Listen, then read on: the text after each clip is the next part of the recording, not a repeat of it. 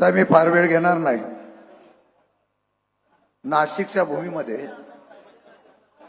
ज्या शेतकऱ्यांचा अलगार महाराष्ट्राचा होतोय त्या मोर्चासाठी शेतकऱ्यांचे आणि बळीराजाचे कैवारी आदरणीय साहेब, सुप्रियाताई, जयंत पाटील साहेब, सर्व मान्यवर मंडळी, उपस्थित बंधू भगिनी, पत्रकार मित्रांनो, एक खासदार फक्त नाशिकमध्ये आहे ना, आमदार. पण नाशिकच्या शेतकऱ्यांनी काय ठरवलं तो हा जनसागर आज पाहायला मिळाला. मनापासून आपल्या सर्वांचं स्वागत करतो. ही लढाई आहे, महाराष्ट्राच्या शेतकऱ्यांची लढाई आहे.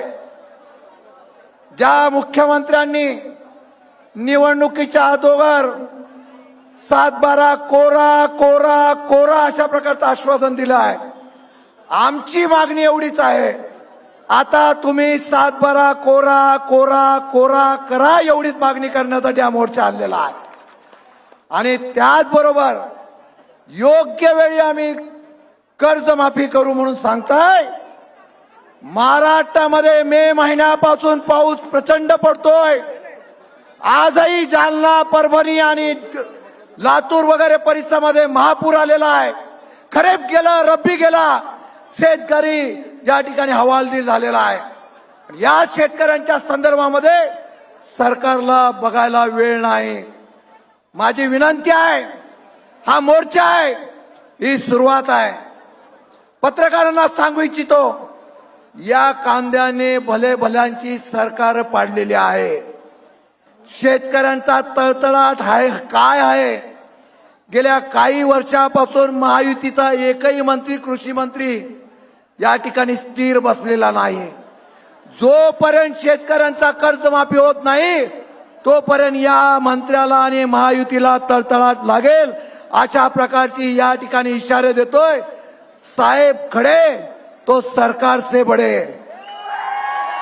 मी एकच सांगतो, साहेबांना विनंती करेल, साहेब महाराष्ट्राच्या कानाकोपऱ्यातून शेतकरी आलेला आहे. एकच विनंती, एका ठिकाणी फक्त तुम्ही खुर्ची टाकून बसा. अख्खा महाराष्ट्र शेतकऱ्यांच्या मध्ये अलगार करेल आणि एक इतिहास घडवेल. हे सरकार तरी जाईल, नाही तर 7-12 तरी कोरा करेल. आज कांद्याला जी काय अडचण निर्माण झाली आहे त्याच्यात साहेब बोलतील. पण एवढंच सांगतो, बहादूर कार्यकर्त्यांना विनंती करेल, आलेल्या शेतकऱ्यांना विनंती करेल, जर सरकारने कर्जमाफी केली नाही तर हे सरकार घालवायचा, अशा प्रकारचा इशारा या ठिकाणी देतो. जय हिंद, जय महाराष्ट्र. आदरणीय जयंत पाटील साहेब, जयंत पाटील साहेब.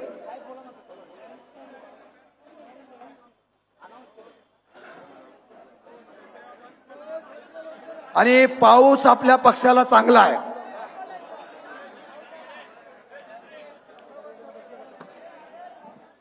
आपल्या सर्वांचे